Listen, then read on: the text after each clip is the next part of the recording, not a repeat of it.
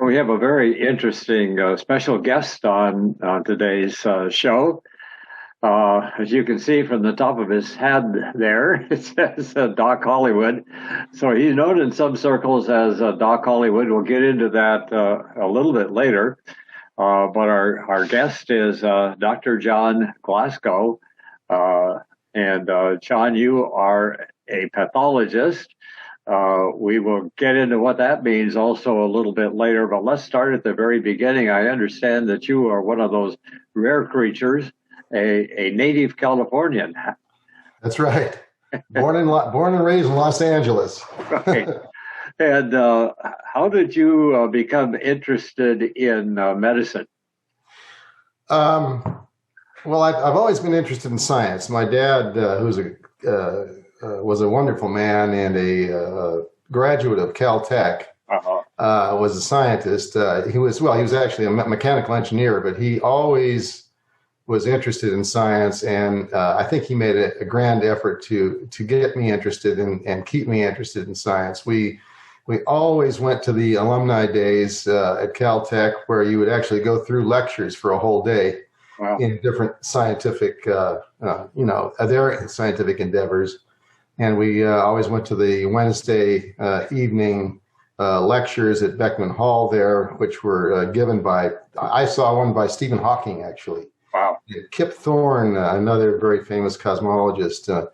And so, I've always been interested in science, and it seemed like a good combination of scientific knowledge and problem solving and helping people. So when I finally got to college, I started out as an economics major, but ended up getting my medical degree.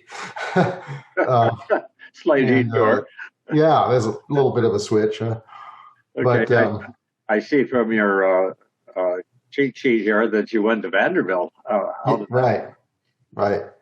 Went to Vanderbilt for the first 2 years of medical school, and then actually I went over to Vienna, Austria, to finish up my medical degree. And a big long story about that. I was first in a medical scientist program at Vanderbilt, doing research with taking the med school courses as a basis, but I didn't really enjoy it, so I decided to do something else for a while, and then so it just ended up that I was in Vienna, Austria. They offered me the opportunity to finish there. I was fluent in German, so that was no problem. How could you say no to Vienna, right? Exactly, and besides, I met my wife there too. Oh, okay. Fraulein. So I brought home a medical degree and a wife. Pretty good way to spend a few years. Exactly. And then I see you also did some work at UCLA. Right. That's where I did my pathology training at my residency, internship in Colorado and residency at UCLA. Well, I've had a number of medical specialists over the years with different ailments, but I've never had my own pathologist. So tell us what pathologists do. Well, you probably have had a pathologist. I don't know if you ever had a biopsy or any surgery. Oh, of course.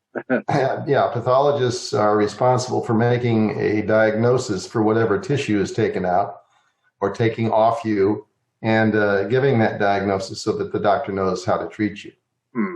So a pathologist is mainly a hospital-based physician or a laboratory-based physician who works, over a microscope.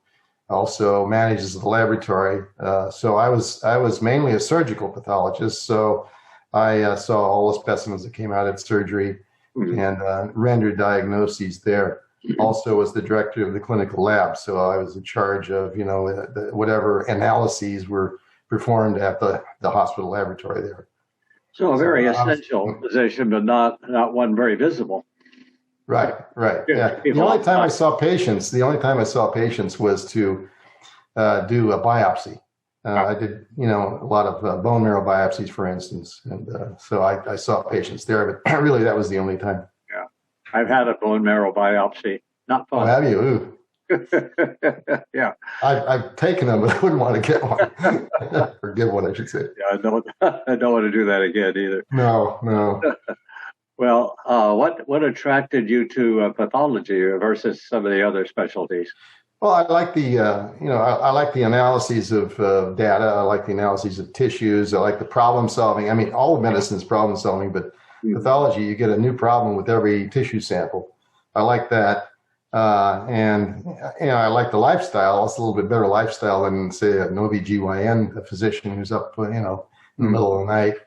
So, uh, yeah, I was thinking of being an ophthalmologist for a while, or an orthopedic surgeon, but decided that the lifestyle was not not fitting with what I wanted. So Mhm. yeah, I really enjoyed pathology. It was a great career, and I was glad I was doing that. So you worked in the Los Angeles area? Yeah, I practiced in the San Fernando Valley mainly. I was also an attending physician at UCLA, so I taught medical students and fellows in pathology at the hospital that I was at, which was Northridge Hospital in Northridge, California.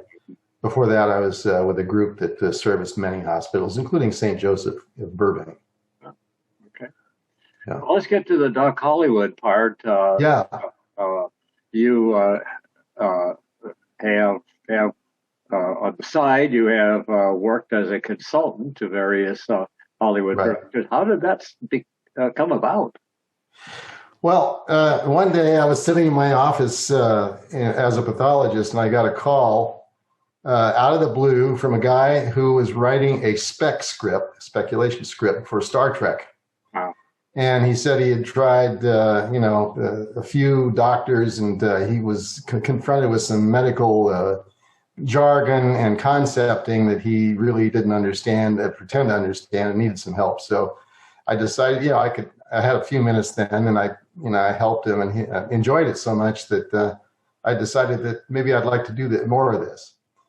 And so, I did. He actually contacted. Well, I got in contact with the Star Trek people because of that, and then so kind of worked my way into that show. Became this principal medical advisor, Wow. and so that's Now, how. why do they need a medical advisor on a show that's set some years in the future? Well, that was the fun of it, actually.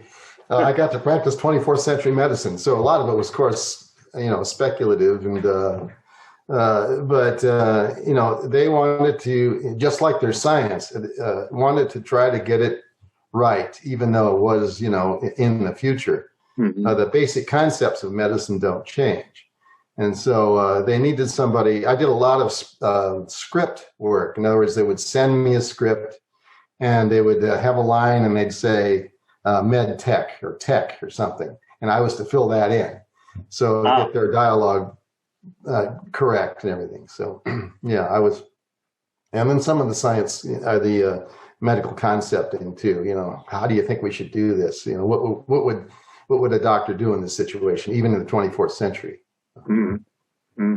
So a lot of script work. So you worked on one of the first, I guess, original series of. I started in the seventh season of Next Generation, which was the series after the original Star Trek series that Roddenberry started, and just went through, with multiple episodes from various of the renditions all the way through Voyager, which was or Enterprise rather, which was the last regular Star Trek show. Now the background behind you. That's the so-called holodeck of one of the Starship Enterprise. I forget exactly which show it's from. I think it was either Voyager or Enterprise, but that's where the captain is, and he gives his orders, and all the controls for the ship's navigation, and defense shields and all that neat stuff is behind me. Okay, so you were able to get a photo of that and right. And use it as a background for your yeah. And I'm stuck here at home, so yeah, too bad. Well, I'm at home too, though, actually. So. Oh, the modern marvels of technology. Yeah. So you worked on series, several of those right series. Did you get on the set at filming Yes. times? Yes, once in a while they had me to come on the set, and particularly in the series called Deep Space Nine, which was about a space station called Deep Space Nine, which was part of the Star Trek universe. And there they had the med bay, they called it, or the infirmary or whatever you want to call it, and I was able to visit that. And I just came on set too, just to say hi to the folks because they knew me because of my work. I worked fairly intimately with Ron Moore, who was one of the main executive producers of the show. So we had a good time together. I used to come on the set. Also, the main science advisor, Andre Bormanis, was a good friend of mine, and so he would invite me down too. Anyway, you said you had a little video of how you first got in. Yeah. Show it to us. Take that, you scoundrel! It's easier to win a sword fight when there's only one operator. This spear, that chariot, were used back in 1926 in the original version of Ben-Hur. They were used again in 1959. This was Stephen Boyd's chariot. And speaking of Charlton Heston, this sword was used in the original Ten Commandments back in 1923. Hollywood has always been good at war and gore, but Hollywood is also good at the flip side, the healing process. If you want your hospital ward to look like the real thing, you might want to call Doc Hollywood. You are looking at a man leading two lives. By day, he's John Glasgow, M.D., resident pathologist at a major Los Angeles hospital, a pillar of the medical community, respected by his colleagues, known for his intelligence and sober judgment. But by night, or on the weekends, or whenever he gets the chance, Dr. Glasgow transforms into Doc Hollywood, medical consultant for some of Hollywood's biggest movies and most popular TV shows. For example... Okay, that little clip was from what? Okay, that was from a TV show starring Alan Thicke, obviously, called Lights, Action, Hollywood. It was on in the 90s, and it was a CBS, I think it was CBS, yeah, syndicated show. And it was a show about sort of the behind-the-scenes aspects of Hollywood.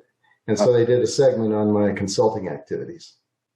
Found my stuff interesting enough to do a segment on it. Very, thanks for sharing that. Very interesting. Sure. So this was adding a lot of interest and spice to your life, I think, to be involved in all of these shows. Oh, absolutely. I loved it. I still love it. What was the most challenging thing you got into with your consulting? Good question. Well, it was all challenging, actually. Just every time I was asked to come up with some concept or other, it took a lot of thinking, yeah. And particularly in Star Trek, to think about how medicine would be practiced in a couple of hundred years hence. Mm-hmm. And so that was challenging. I'd say that was it. Trying to come up with credible, science-based 24th century medicine. It was pretty challenging. If you're able to guess well which way the technology is going to go over the exactly, and you should buy some stock. Yeah, exactly. What's really interesting is that a fair amount of stuff that scientifically and medically that were presented in Star Trek actually came to pass. Mm. And there are books out that are written on that very thing. So it's pretty interesting. What are some of the other shows that you've been involved with? Let's see. A lot of science fiction stuff. There's a show called Babylon 5, which was about another space show where they had a space station out, so I had to consult on medical aspects of that. But things like actually Dr. Quinn, Medicine Woman, going back the other way, 1860s medicine. So I did an episode of that. How a did little you? bit of northern exposure, a little bit of Earth 2, which was another sci-fi. Going back in travel. time, how did you research that? Because they would have been using very different instruments and very limited set of tools, I would suppose. That's right. So I had that was a challenge too, just sort of to come up, to do the research and to come up with credible things in the past as well. So that's I provided microscopic images of blood under the microscope for the movie City of Angels. That was kind of interesting. I don't know if you know anything about the movie, but it was a movie about a cardiac surgeon or chest surgeon female who was Meg Ryan, and the angel of death who was Nicolas Cage. And so there's one scene where they go into a laboratory and Meg Ryan shows Nicolas Cage blood under a microscope, and that's what we had to do. Now, have you now retired or semi-retired? Yeah, I retired from medicine, but I've taken up the gauntlet of movie making, and as you know, right, and enjoying it immensely. We did that movie Lego Houdini animation, which I was honored to have awarded the Goldie's Prize from your organization, which was really wonderful. Yeah, we should mention that I got acquainted with Dr. John when he volunteered to help with some of our production for the video club of Laguna Woods. And he became a segment producer on our show Beyond the Gates, and has helped as photographer on several shows now. And we really appreciate your contribution there. But more recently, John, you were the featured speaker at one of our meetings, talking about animation. And we're going to see a little bit of your animation, I think. How did you get involved in something as obscure as animation? Okay, so in 1970, started all in 1970. And I got a hold of my father's regular 8 movie camera. It was a Revere 880, I think it was. And we decided, wouldn't it be fun to make some films? And so we did. And we figured out that you could actually flick the little trigger on the camera and take one frame at a time. And so it said, well, we'd seen a little bit of stop motion animation, so we decided to try it ourselves. And so we did. And that was the birth of our interest in stop motion animation way back in 1970. Wow. 50-some years ago, yeah. Yeah. Wow. And so we've sort of been doing stuff together ever since, although, since I went to college and I had a career and everything, we really did almost nothing in that interim. I mean, it was only until we both retired that we started doing some movie making. So, okay. Do you have a little clip of some of your animation? Sure. Let's try that. Take a little look, and then we'll talk about how you did it. Presenting Harry Houdini, the greatest performer on Earth. Greetings, ladies and gentlemen. I shall show you the most amazing, mind-blowing illusion that you have ever seen. Get ready to be amazed.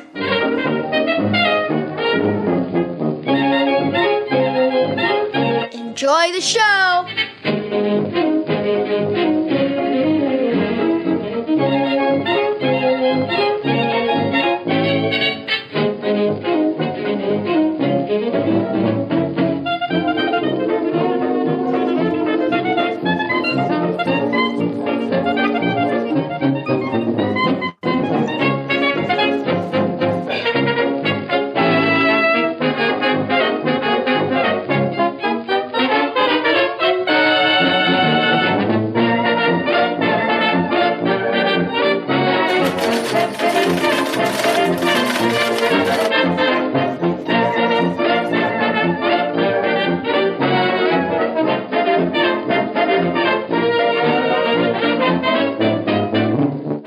to clap 3 times. After the 3rd time, I will step behind the ghost box.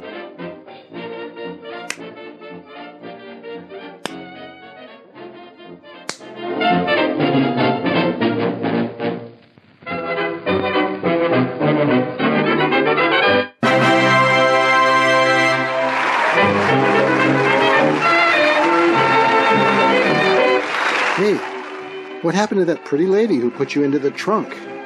Well, kind sir, she is right here.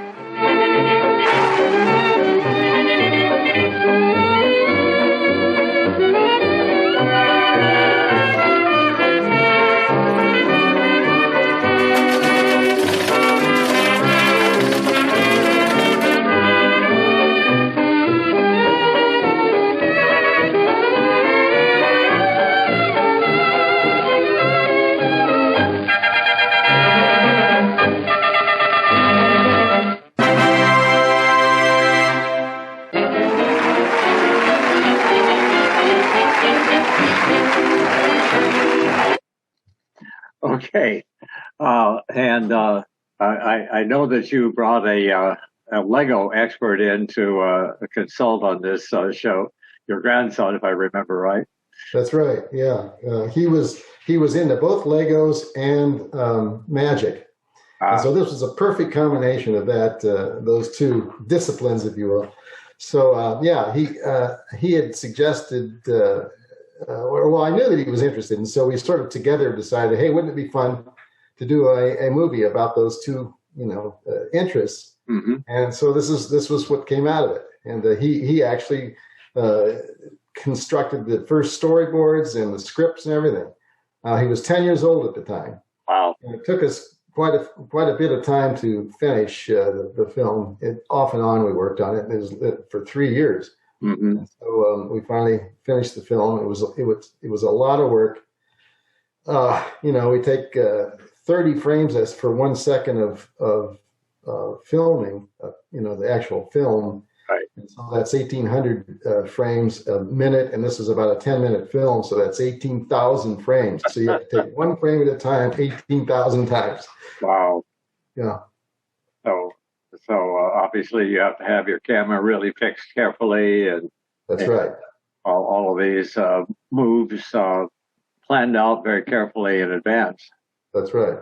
How do you synchronize the movements of the characters to the soundtrack? Well, you record the soundtrack first, and then you measure very precisely how long it takes to say a word or a sentence or even a syllable, and then you're framing at 30 frames a second. And so, you decide, okay, we're going to have the mouth open for 5 seconds and close, or 5 frames rather than close 1 frame, like that. It's very, very tedious, very complex. Mm. And then for this particular movie, though, what we did was we got a template of mouth movements, phonetically based mouth movements, and we, through software, pasted those onto a blank Lego face. As you can see, she actually did talk, her lips moved and everything. Right. And so that's a fairly complex software process that we did. Mm-hmm. But so yeah, you record the soundtrack first. You know exactly how long each syllable of each word takes, and then you correspond that with the film. And the sound of the steps that they. Again, they have to be synchronized with the film. So, he takes a step, that's 3 frames. He puts his foot down, that's a frame, like that. So it's all very precise. How long did it take you to actually do the photography? Well, that one scene that you just saw took us about 12 hours to film. Wow. Yeah. I think I heard you say earlier that you had set up kind of a studio in your garage. Right. That's right. Yeah, we had a little sort of the back of the garage. We converted into an animation studio. We made the sets ourselves out of cardboard boxes, and dressed them up as we felt appropriate.